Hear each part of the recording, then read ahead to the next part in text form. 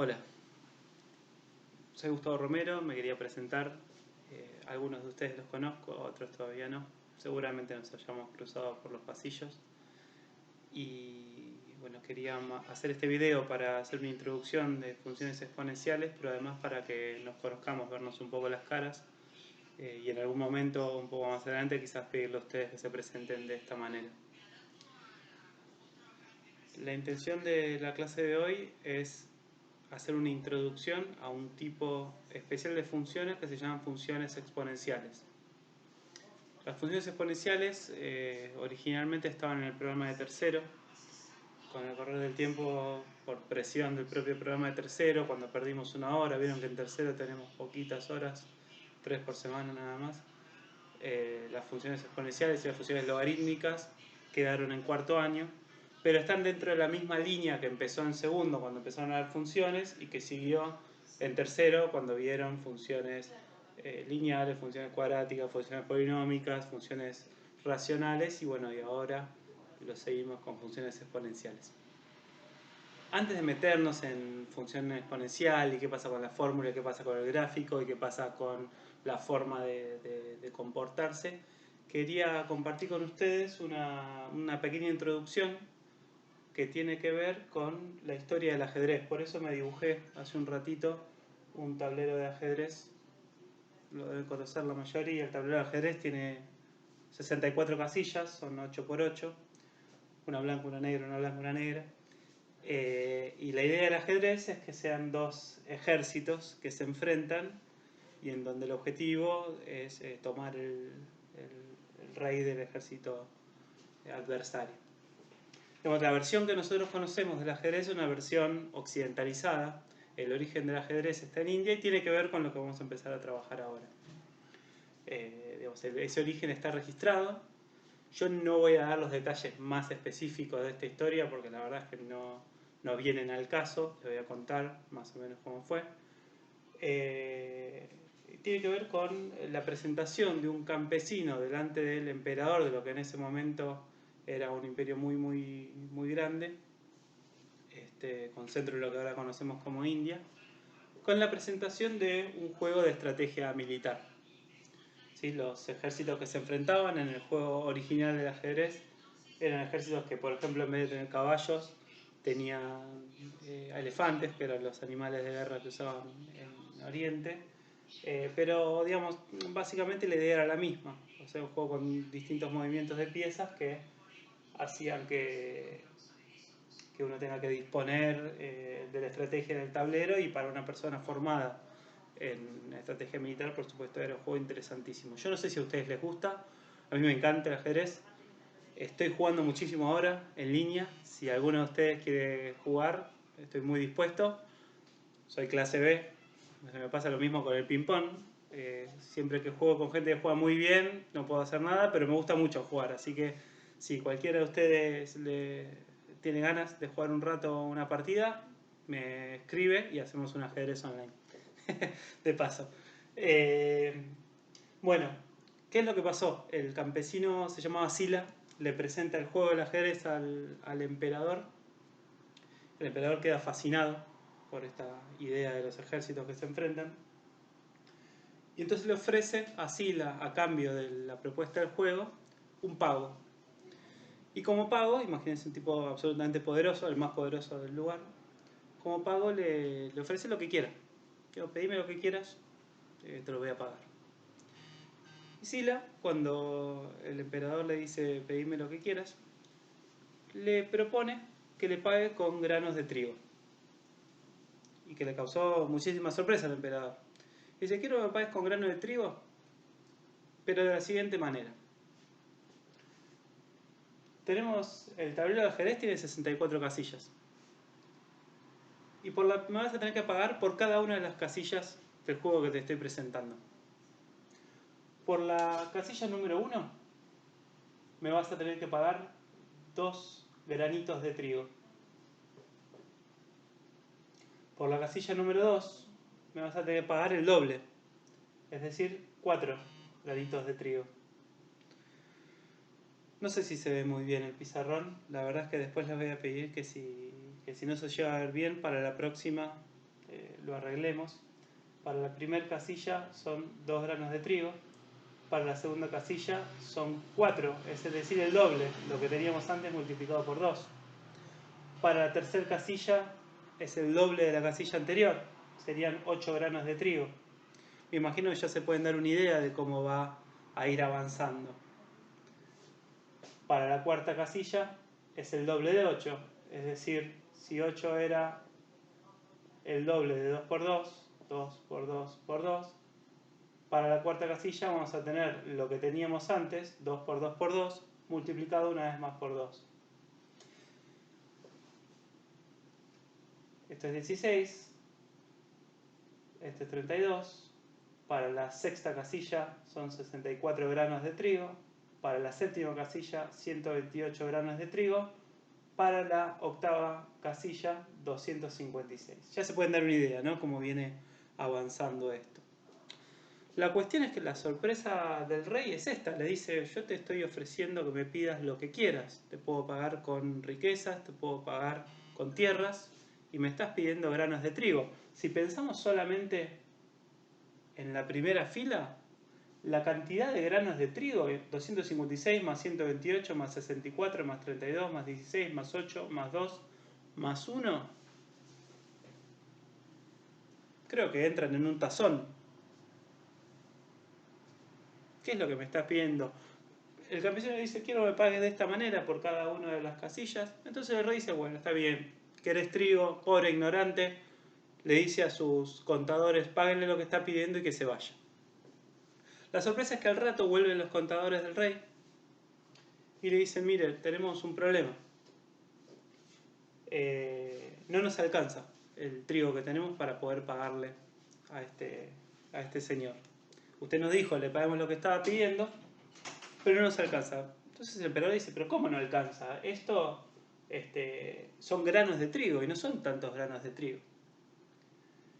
Y uno de los contadores dice, sí, pero fíjese que al principio no parece ser tanto, pero si nos ponemos a hacer la cuenta, vamos a ver que no solo no alcanza el trigo que tenemos en el reino, sino que no alcanza todo el trigo que existe en el mundo para poder pagarle a este señor. Y pensemos por qué.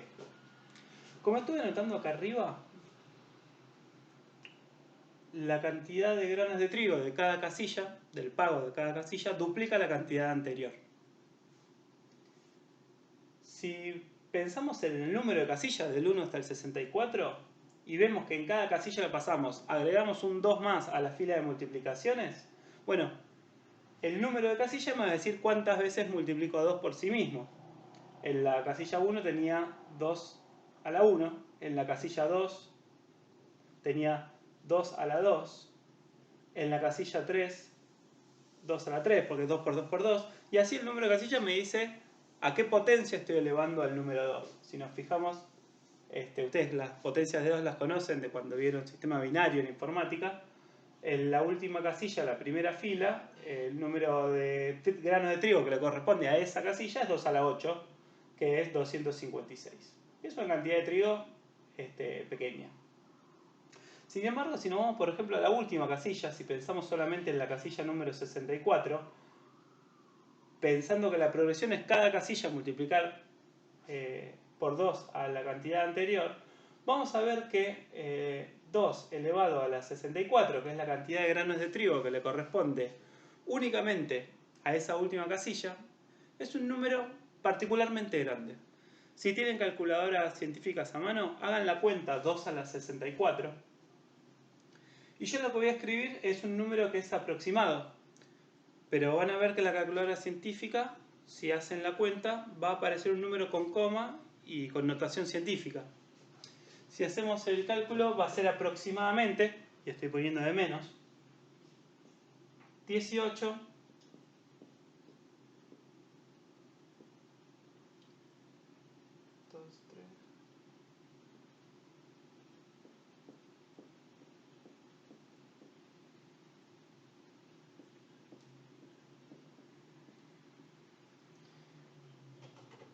18 trillones de granos de trigo. Yo no sé si pueden imaginar lo grande que es este número. Cuando hablamos de trillones en nuestro idioma, se refiere a millones de millones de millones. ¿Sí? Es una cantidad fenomenal solamente por la última casilla y aproximadamente. ¿Sí? ¿Qué es lo que pasa en una situación como esta? ¿Por qué el emperador se siente confundido y le dice que es un ignorante y no sabe lo que está pidiendo? Estamos acostumbrados a que las progresiones de aumento tengan que ver con las fórmulas con las que estuvimos trabajando hasta ahora. Progresiones, aumentos que son lineales, aumentos que son cuadráticos, por ejemplo en el movimiento rectilíneo uniformemente variado, esa variación, el tipo de crecimiento es cuadrático. También estudiamos situaciones polinómicas, sabemos que cuando x está elevado a la 5 crece muy rápido, pero si está elevado a la 9 crece más rápido. Bueno, este tipo de situaciones en donde lo que está cambiando no es la base, como pasa en los polinomios, sino el exponente, este tipo de situaciones presentan comportamientos como el del ajedrez. El crecimiento de una expresión en donde lo que va cambiando es el exponente se llaman crecimientos exponenciales y es absolutamente rápido, es muchísimo más rápido que cualquier otra de las funciones que estudiamos hasta ahora. Fíjense que solamente cambiando el exponente 64 unidades, o sea, aumentando 64 unidades en las x, el valor de y, el valor del resultado, crece en el orden de los trillones. Es un crecimiento absolutamente veloz. Bien, hay varios finales para la historia del ajedrez, los pueden buscar por internet, algunos son inventados, me parece, matemáticamente interesantes. Hay uno muy lindo con un contador que les hace como un gambito y le termina debiendo el campesino al rey. Hay otros que son un poco más crueles, de qué es lo que hizo el rey con el campesino. Pero en definitiva lo que quería que empecemos a trabajar es esta cuestión de que vamos a abordar situaciones en donde, si lo que cambia está en el exponente, el resultado, vamos a ver que se va a mover fenomenalmente rápido hacia arriba, o sea, va a crecer muy rápido, o va a decrecer muy rápido. Vamos a ver qué condiciones va a tener que tener la expresión para que ese crecimiento sea más hacia abajo. Bien, vamos a seguir con otros ejemplos que también tienen que ver con esto, pero espero que les haya parecido al menos interesante la historia del ajedrez. Bueno, corto, y si aprendo a editar videos, que estoy aprendiendo en este mismo momento, les pego algo más, y si no aprendo a editar videos, quedará todo este agujero en el medio. Lo que les quería contar es que la palabra la idea de crecimiento exponencial está muy muy de moda en estos días. O sea, ustedes habrán visto que lo que estamos haciendo ahora es tratar de quedarnos todos en casa para intentar que la curva de crecimiento de la cantidad de infectados por el coronavirus sea lo más plano posible, aplanar la curva, ¿sí? De hecho, lo vimos al presidente, por ejemplo, hablando de una tasa de contagios cada una cierta cantidad regular de días, diciendo que la tasa de contagio cada 3 días en el momento era que se duplicaba, o sea, cada 3 días iba al doble. Fíjense que acá cada casilla que pasamos se duplica, o sea, que imagínense que duplicar cada 3 días quiere decir que en 64 periodos de 3 días llegaríamos a una cantidad fenomenal de contagios, ¿sí? Aparecen gráficos por todos lados. Van a darse cuenta cuando avancemos un poquito en este tema que esos gráficos que estamos viendo, siempre ajustados más o menos porque la realidad nunca responde perfectamente a una función de matemática, pero van a ver que los gráficos que vemos de tasa de contagio de los países se ajusta a distintos tipos de funciones exponenciales. Bueno, saber sobre este tipo de funciones nos permite poder tomarnos muy seriamente esta cuestión de quedarnos en casa. Al principio nos parece que la cantidad de contagios no parecería ser un número muy significativo para la cantidad de habitantes que somos.